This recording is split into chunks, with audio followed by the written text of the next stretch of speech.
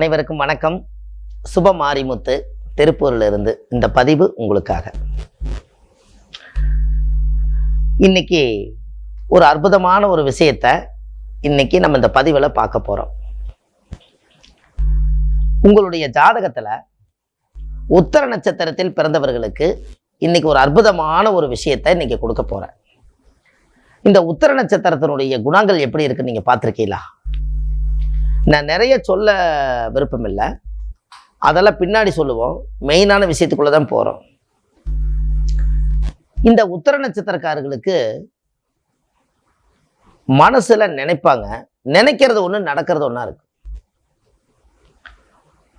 யாராவது ஒருத்தரை நினைச்சிருச்சுன்னா அவங்கள பத்தி அவங்களுக்குள்ளேயே ஒரு எதிரியா வளர்த்திக்குவாங்க. அவங்கள கோபமாவே இருப்பாங்க.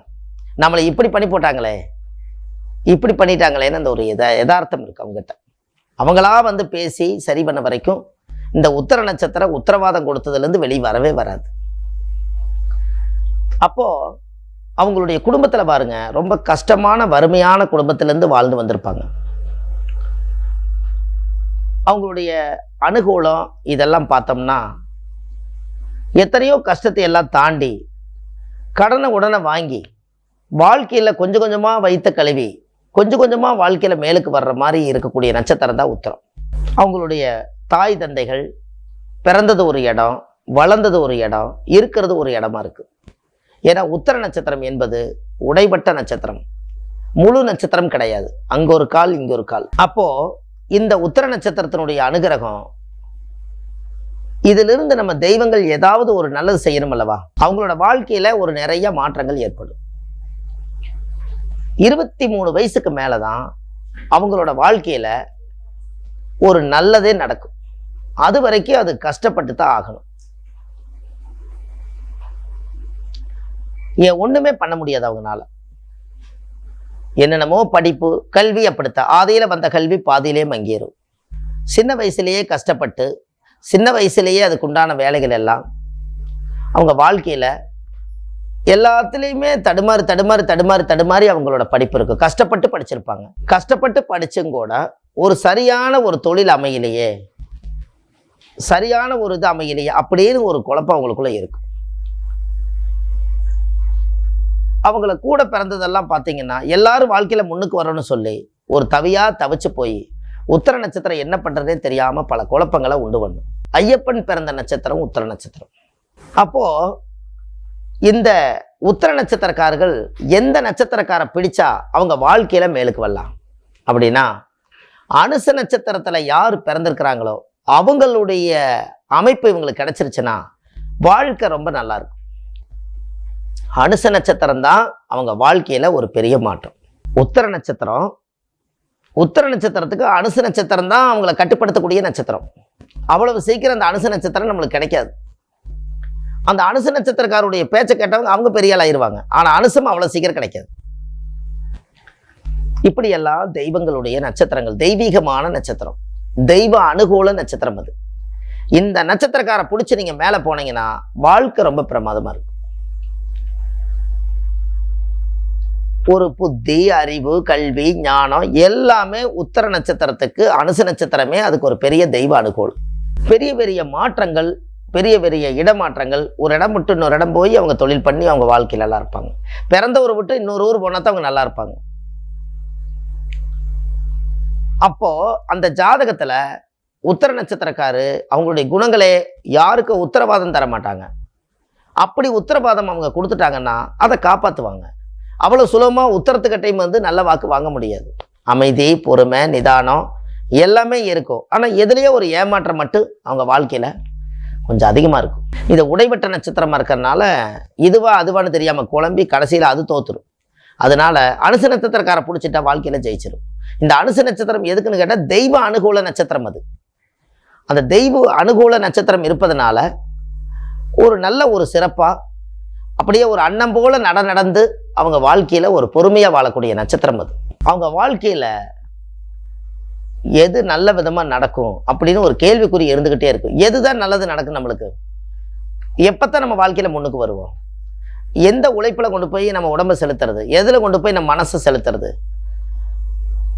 இப்படி எல்லாம் அவங்களுக்குள்ள மைண்டு ஓடிக்கிட்டே இருக்கு.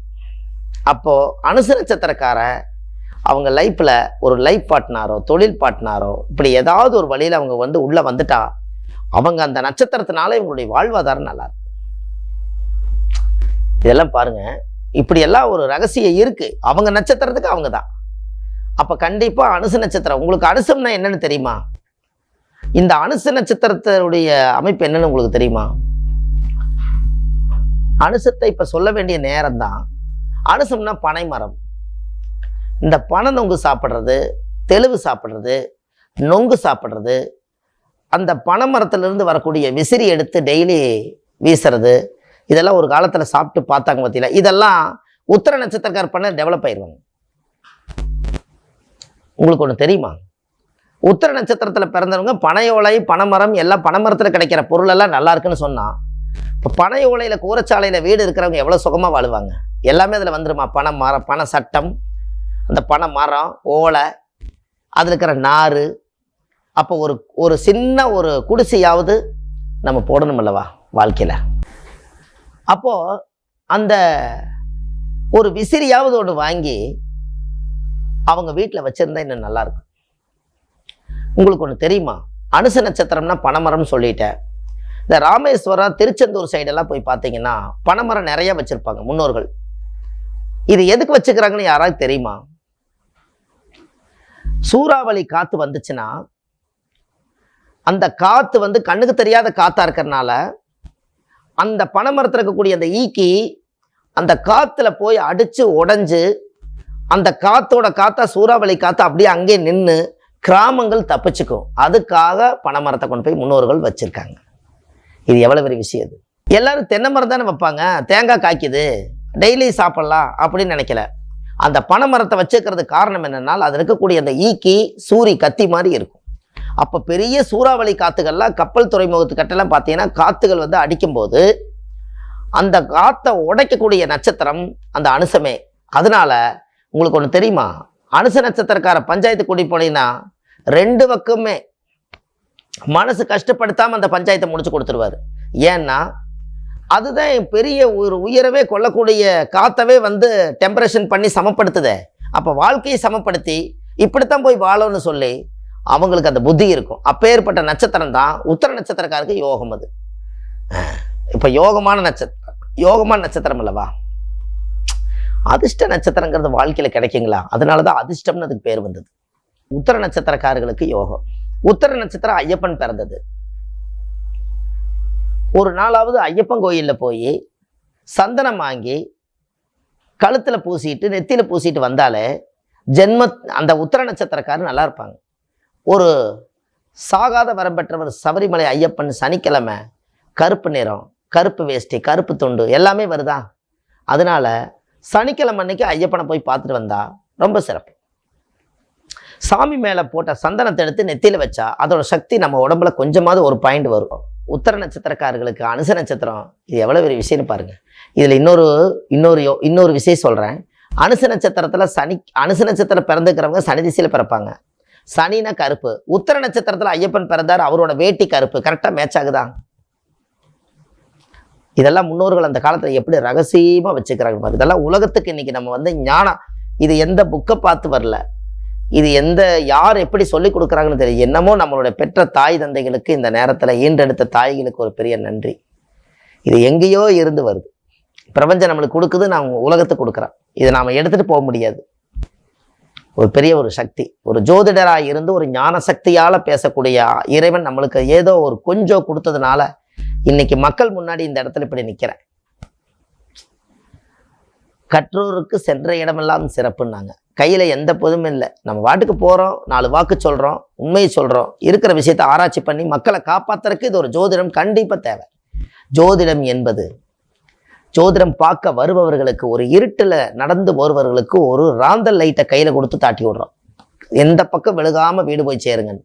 அப்பேற்பட்ட நட்சத்திரம் ஒரு சிறப்பான நட்சத்திரம். இந்த உத்திர நட்சத்திரத்துக்கு அனுச நட்சத்திரம் பார்த்தீங்கன்னா என்ன ஒரு மகிமை. அப்போ இதையெல்லாம் நீங்கள் உங்கள் வாழ்க்கையில் நீங்கள் கண்டிப்பாக இதெல்லாம் நீங்கள் தெரிஞ்சுக்கணும். கண்டிப்பாக இந்த ஆலய வழிபாட்டுகளுக்கெல்லாம் நீங்கள் போயிட்டு வாங்க. இந்த உத்திர நட்சத்திரம் பிறந்துக்கிறவங்க நிறைய பேருக்கு இதை ஷேர் பண்ணுங்கள். உங்களை போல் எத்தனையோ பேர் கஷ்டப்பட்டுட்டு இருப்பாங்க, அவங்களுக்கு இது தெரியாமலே போயிடும். அதனால் கண்டிப்பாக உங்கள் வாழ்க்கையில் நல்லதே நடக்கும் என்று சொல்லி ஆன்லைன்லேயே நம்ம ஜாதகம் பார்க்குறோம். கீழே போயிட்டு இருக்கிற நம்பருக்கு நீங்கள் கால் பண்ணிங்கன்னா முன்பதிவு செய்துக்கலாம்.